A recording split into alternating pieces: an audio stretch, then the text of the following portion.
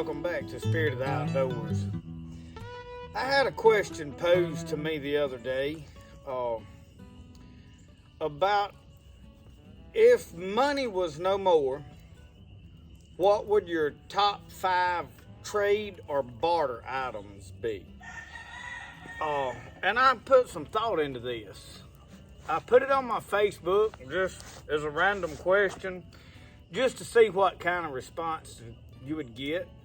And aside from the comical comments, the number one thing, obviously, that stood out amongst most people is skills. And I would agree with that. My number one trade item would be skills.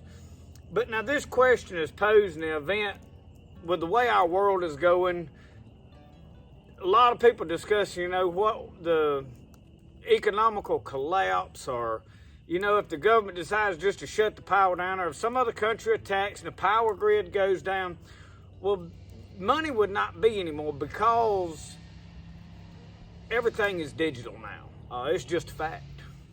You got some money in your pocket, but if the power is out nationwide, you're not going to be able to do nothing with it. There's nowhere that can even accept your money without power. That is just a fact now.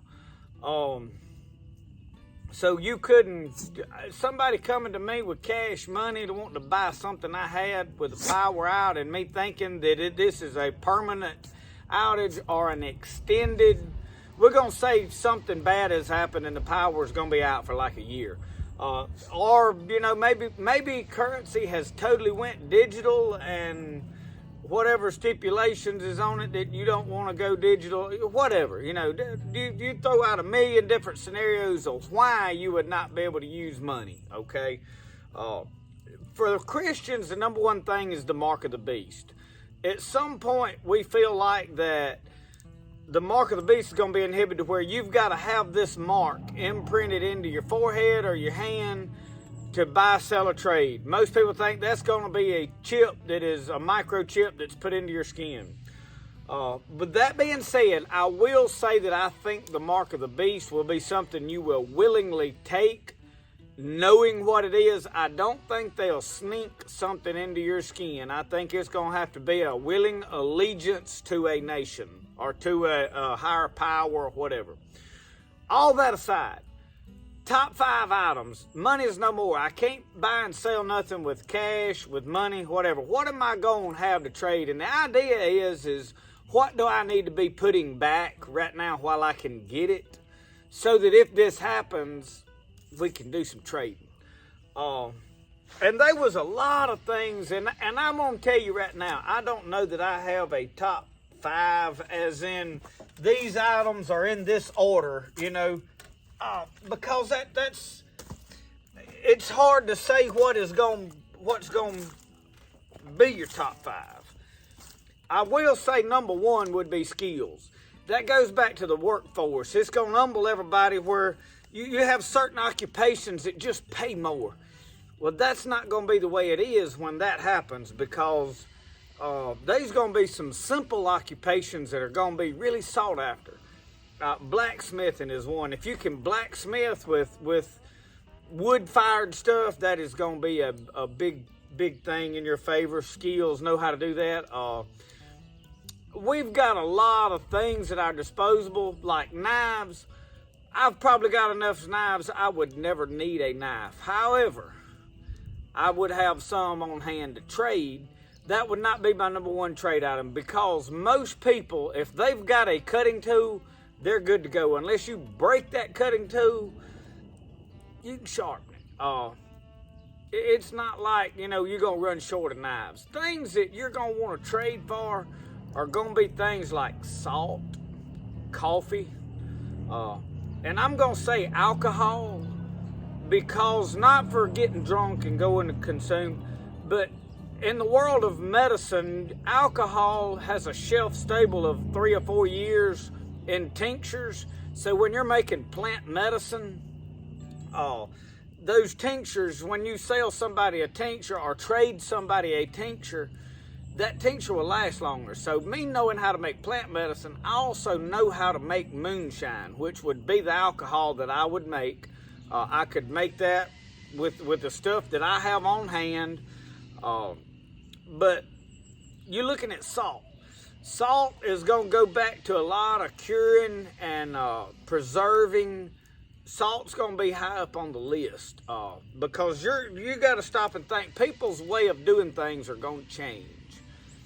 So top 5 trade items is something that I want you guys to drop in these comments, because what we're doing right now, and I'm just going to tell you, we're opening up a can of worms. I want input. I want ideas. I'm going to steal from you guys' comments. Because honest to God, I've thought about this for a couple of weeks on and off. Not constantly. I've had a lot going on. But I like coffee. I'm sitting here drinking coffee right now. Could I do without coffee? Absolutely. I would go to goldenrod. We have an abundance of it. I can drink a lot of goldenrod. I'm not thriving off the caffeine in coffee when I drink coffee. I'm more about having something hot to sip on, because I don't just guzzle water all day.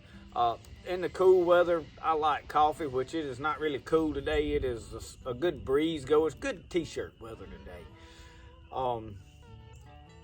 Another thing, though, would be a trade item, would be any kind of food that you can procure that somebody else doesn't have. My friend Don Lanier lives right on the bank of the Coosa River. He's talking about gill nets. He could go out there with gill nets and have an abundance of fish. You know that a lot of people around would possibly want to come trade for, because, I mean, with a gill net, you can put a lot of fish on the bank.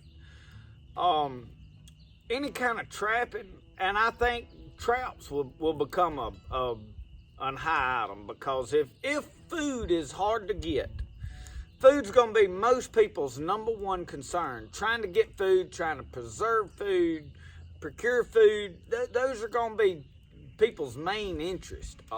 And, you know, when it gets to where we can't just go to the grocery store and buy food, it's going to get hard for some people to have food. I know a little bit about foraging. I know a little bit about hunting and fishing. I think I could make it. A lot of people around in my area, they think, oh, we can live out of that swamp. I'm going to tell you a philosophy I have. If people had to live from the land, absolutely everybody went to, okay, we're going to hunt. Deer won't last 6 months. In 6 months, you won't be able to find a deer, and what deer are there will be so skittish that you will not be able to hardly kill them. People will be trapping them. You can take a snare wire and put it in a crossing somewhere, and you can wipe deer out very fast. A snare will grab a deer, especially a doe, very easily, and choke it to death. It'll be laying there. They won't be no deer. You're going to go to small game, and that's where some traps are going to come in handy. And a lot of these big traps that I use, not going to be ideal. Beaver is good food, so, you know, traps might be an item that becomes high on the list if you've got a bunch of extra traps, because you got to stop and think. They may be a whole lot of old city slickers that decide, you know what, I think I could set a few traps out here and catch a rabbit or this, that, and the other. I'd like to get my hands on a few traps, and they ain't never trapped a day in their life. Obviously, they're going to go back to skills. Somebody's going to teach them how to use them. Tools, any tools that are hand tools, I think will be a high demand item. So when you start putting some things in, Lee, I think skills will be number one. I would say probably some tools of some description would be number two. Salt would have to be up around number three. And these are not in a set in stone order, like I said. I would put coffee way down the list because it is not a necessity. It is more of a luxury item. Flour, cornmeal, high on the list. Seeds, I think seeds would be, in fact, seeds may go up to that number two category. You'd probably have to put seed number two, tools number three, salt number four, and number five, I would probably go to alcohol for the simple fact of preserving medicine, making tinctures for people, because you got a lot of people that are already sick. that need medicine on a regular basis, and if they can't go get their meds from the drugstore, they're going to be in a bind. So these are just some thoughts. This is basically me sitting here rambling on about this, but my purpose for the video, and I think you can put them in an order in the comments. Put a 1, 2, 3, 4, 5, and list your top 5 items for trade.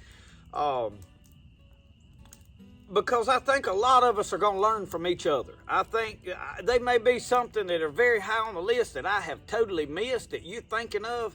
That is the purpose of this video, to find those items, and let's get them all into the comments so that we can go through them, and we may do a follow-up video on it and say, hey, everybody has agreed that this is this is number 1 and this is number 2.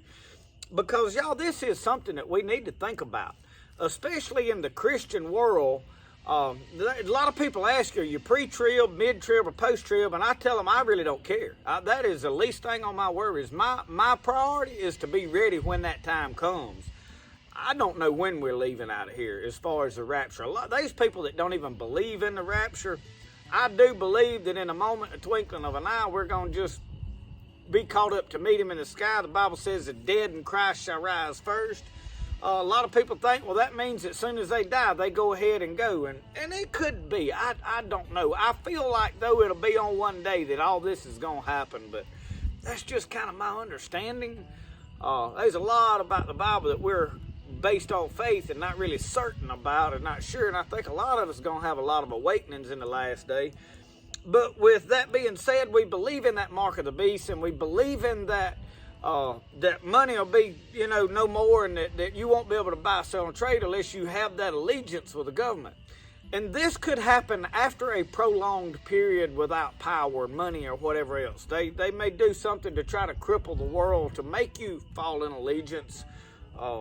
So this is something that we've kind of prepared for. But say there is a third world war, or say our nation is attacked and they shut our power grid. I mean, it would take but a couple of good, well-placed bombs to shut the power grid down for most of the country.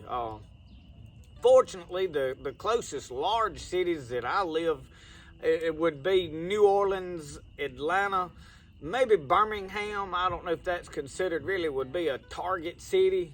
New Orleans would, Atlanta would. Those are main hubs. Memphis is a growing city, but I don't think it's that crucial. And of course, we've got Jackson here, but Jackson's not really that important as far as somebody attacking a nation trying to take out. You're looking at some of your main cities, so we're kind of evenly spaced. I'd probably be closer to New Orleans than anywhere, being a port city. But, if those are hit with like nuclear bombs, what I'm getting at, and shutting things down, I don't know how far that power grid outage would spread. There's a lot I don't understand, but I know that any disruption in it could cripple the whole nation. The next thing would be is prices of stuff going so astronomical that you can't afford just to go buy things. So this is just a video I wanted some of you to think about. Ponder these thoughts, but do get in the comments and tell us what y'all think your top 5 items would be. Anyway, till next time, thank y'all for watching Spirit of the Outdoors. We'll see you next time. Remember, the best way to do things, the way you like to do it. We'll see y'all.